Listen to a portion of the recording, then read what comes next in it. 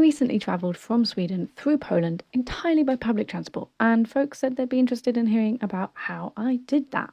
So I started by taking the train down to Nynäshamn to take the ferry over to Gdansk, which took 18 hours. I was travelling with some folks from my choir and we sang songs over the sea, and honestly it was so romantic and lovely. In Gdansk we had a chance to have a little picnic pause before we took the train for 5 hours to Krakow. This was actually the reason that I was going to Poland with my choir, as we were competing there and we won gold diploma twice because we're amazing.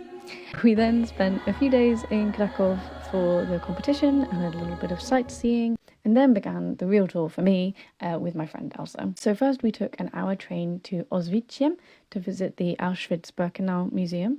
We had wanted afterwards to go directly to Wrocław, but because our tour was quite late, there weren't any sensible trains. So instead we took the 45-minute train to Katowice, which honestly it drove like delightfully slowly. We stayed the night in Katowice, and then after a slow morning we took a very hot and quite crowded 2-hour train to Wrocław. We spent a day and a night being tourists in Wrocław. It's a very lovely city, and then the next morning we finally went off the beaten track. So after a lot of searching we finally found the bus stop to Niemcze, though we actually got off at Wielkopolski, where our host kindly picked us up and drove us to Kietlin.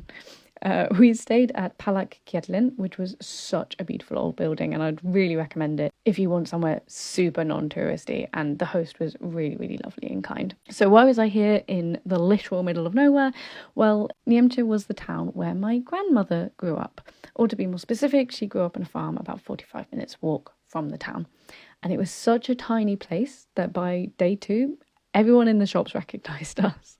So we spent 2 days in Niemcze, and then we began our journey back to Sweden. We hadn't wanted to pay for train reservations, so we only took trains that were included in the Interrail ticket. So after the hour bus back to Wrocław, we then went an hour and 45 minutes to Węgieniec, 30 minutes to Görlitz, and then a replacement bus over the border into Germany, an hour and 10-minute train to Cottbus, and then an hour and 30 to Berlin, except actually it was about 40 minutes delayed, which honestly may sound like a lot, but for Deutsche Bahn that's not even that bad. Finally, we took the night train from Berlin, leaving at 9 p.m, arriving in Malmö 7 a.m. I had an hour free to grab some breakfast by the river, and then I switched trains and arrived in Stockholm a little bit early at just gone 1 p.m. I really am such a fan of slow travel like this, so if you have any questions about the journey logistics or the trip itself, do leave a comment and I'll be really happy to answer, or maybe even make another video. Thanks for watching, bye!